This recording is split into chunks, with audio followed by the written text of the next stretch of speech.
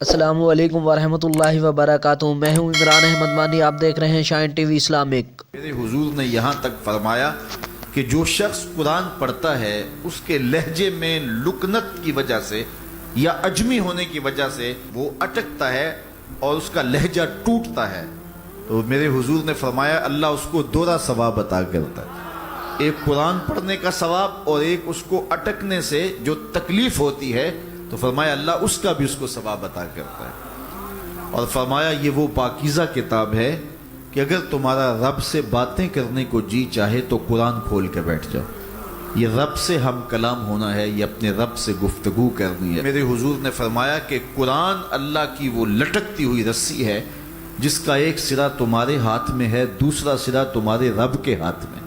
تو خوش نصیب ہیں وہ لوگ جو اس کتاب کے ساتھ جڑ جاتے ہیں اور وہ دھرتی، وہ مقام، وہ جگہیں فیروز بخت ہیں کہ جہاں قرآن مجید کی تلاوت ہوتی ہے۔ گھروں کو قبرستان نہ بناؤ، گھروں میں نوافل ادا کرو اور قرآن مجید کی تلاوت سے اپنے گھروں کو آباد کرو۔ اگر گھر میں روزانہ کی بنیاد پہ قرآن مجید کی تلاوت کا معمول بن جائے تو پھر کوئی جن، کوئی بھوت، کوئی آسیب اور کوئی بدروح آپ کو تنگ نہیں کر سکتی۔ جہاں قرآن کی تلاوت تسلسل کے ساتھ ہوتی ہوگی وہاں جن نہیں ہوگا، وہاں ٹونے نہیں ہوں گے، وہاں جادو نہیں ہوگا، وہاں سایہ نہیں ہوگا، وہاں رحمت الہی کا سائبان تان دیا جائے گا۔ جہاں قرآن پڑھا جائے وہاں نزول باران ہوتا ہے، رحمتوں کی برسات ہوتی ہے۔ اور پھر اگر یہ جگہ اللہ کا گھر ہو، مسجد ہو، تو پھر تو دوہری برکت ہو جائے گی نا۔ وہ میاں صاحب نے کہا تھا نا کہ دودھ اندر جے کھنڈ رلائیے تے مزہ ہو جاوے دونا، کہ دودھ خود بھی میٹھا ہوتا ہے، اس کے اندر اگر چینی بھی شامل کر لی جائے۔ یہ روشنیوں کا منبع ہے، یہ مصدر ہے اجالوں کا۔ اس کتاب سے اتنی روشنیاں پھوٹتی ہیں کہ زندگی کے سارے اندھیرے ختم کیے جا سکتے ہیں۔ یہ تمانیت قلب کا سبب بھی ہے، یہ روح کے اجالوں کا سبب بھی ہے، یہ کتاب زندگی ہے، کتاب حیات ہے۔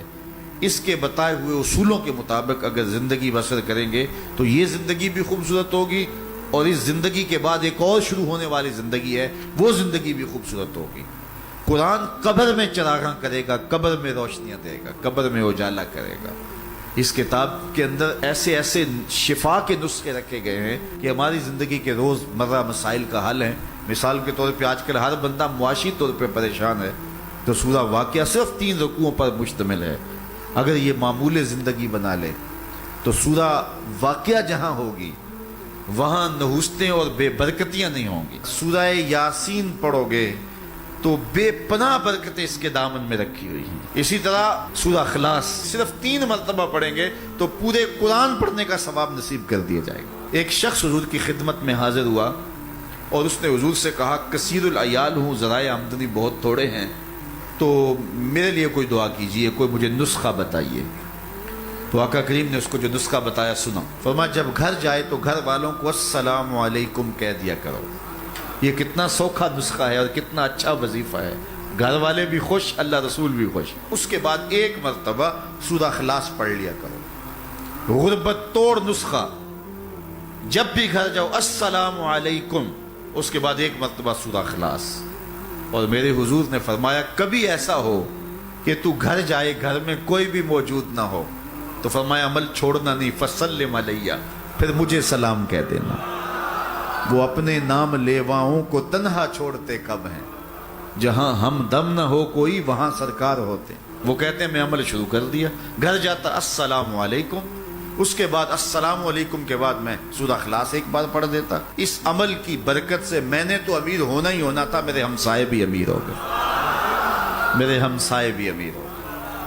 تو قرآن کو اپنی زندگی میں بسا لو، قرآن کو شامل کر لو، دنیا بھی سنورے گی، قبر بھی سنورے گی، نزا کا عالم بھی سنورے گا، حشر میں بھی اجالے ہوں گے، جنت کی بہاریں بھی نصیب ہوں گی، اور رسول اللہ کا ساتھ نصیب ہوگا۔ تو اس کتاب سے جڑو، اس کو ورق ورق پڑھو، اس کو حرف حرف پڑھو، اس کو رکوع رکوع پڑھو، اس کا ایک ایک آیت ممکن ہو تو ایک ایک آیت روز پڑھ لو، اور اس کو ترجمے اور تفسیر کے ساتھ، توضیح کے ساتھ، شان نزول کے ساتھ اس کتاب اللہ کی تلاوت کا معمول بناؤ۔